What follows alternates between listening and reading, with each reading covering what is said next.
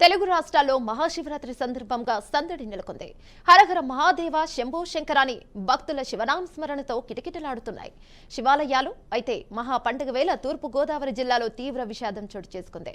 తాళపూడి మండలం తాడిపూడిలో గోదావరిలో పుణ్య స్నానానికి దిగిన 5 యువకులు గల్లంతయ్యారు. వారిలో 3 మృతదేహాలను వెలికి తీసిన గజీతగాలు కాసేపటి క్రితం మరో 2 మృతదేహాలను బయటకు తీశారు.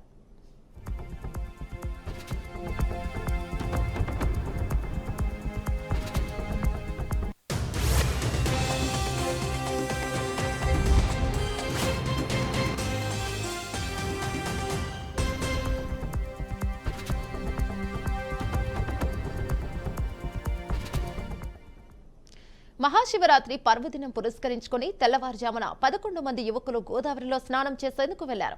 గోదావరి నది లోతుగా ఉన్న ప్రదేశాన్ని గమనించని 5 యువకులు నీటిలో స్నానానికి మునిగిపోయారు. ఈ క్రమంలో ఒకరినొకరు రక్షించుకునే ప్రయత్నంలో ఆ 5 గల్లంతయ్యారు. తోటి యువకులు అరుపులు విన్న స్థానికులు సంఘటనా స్థలానికి చేరుకుని పోలీసులకు సమాచారాన్నిచ్చారు.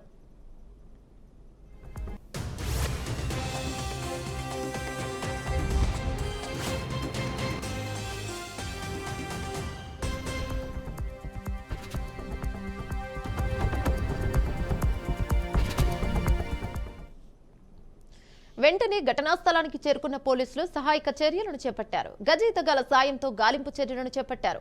గల్లంతైన వారిలో తిరుమల శెట్టి పవన్, పడాల సాయికృష్ణ, పి దుర్గాప్రసాద్, ఏ పవన్, జి ఆకాష్ మృతదేహాలు లభ్యమయ్యాయి. యువకులంతా కొవ్వూరు, తాళపూడి, రాజేంద్ర మహేంద్రవరంలో ఇంటర్ డిగ్రీ చదువుతున్న విద్యార్థులుగా గుర్తించారు. యువకులంతా కూడా ఒకే గ్రామానికి చెందిన వారు కావడంతో ఆ ప్రాంతమంతా కుటుంబ సభ్యులు రోదనలు మిన్నంటాయి. కాగా కొవ్వూరు ఆర్డీఓ రాణి సుస్మిత, డీఎస్పీ దేవకుమార్ దగ్గరుండి గాలింపు చర్యలను పర్యవేక్షిస్తున్నారు. ఇదే అంశంపై మరింత సమాచారం మా ప్రతినిధి బ్రహ్మం అందిస్తారు. రైట్ బ్రహ్మం, చెప్పండి, ఇక్కడ పరిస్థితి ఎలా ఉంది ఇప్పుడు?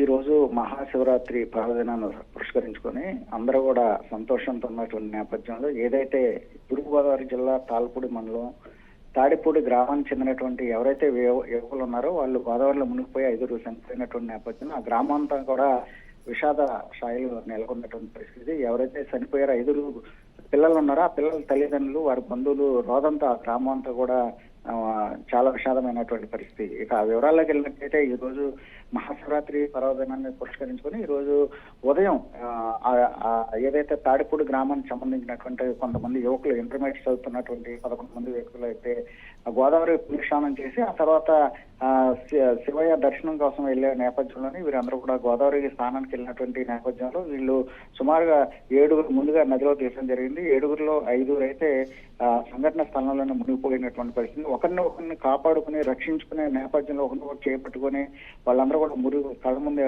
మునిగిపోయినటువంటి పరిస్థితి. ఎవరైతే 7లో 2 ఉన్నారో ఆ 2 కూడా సురక్షితంగా బయటపడ్డారు. మిగిలినటువంటి వారికి ఉన్నటువంటి పరిస్థితి. మొత్తానికి చూసుకుంటే 5 యువకులు ఒకే గ్రామానికి చెందినటువంటి వారందరూ కూడా మునిగిపోయినటువంటి పరిస్థితి. వీరిలో ఎవరైతే మునిగిపోయారో పవన్, అదేవిధంగా దుర్గాప్రసాద్, ఆనిశెట్టి మరో పవన్, అదేవిధంగా ఆకాష్, అదే పడాల సాయి, ఈ 5 కూడా ఇంటర్మీడియట్ చదువుతున్నారు. ఇంటర్మీడియట్ కూడా ఏదైతే రాజమహేంద్రవరం, రాజమండ్రి, కొవ్వూరు అదేవిధంగా ఈ ప్రాంతాల్లో చదువుతున్న ఇంటర్మీడియట్ ఫస్ట్ ఇయర్ చదువుతున్నారు.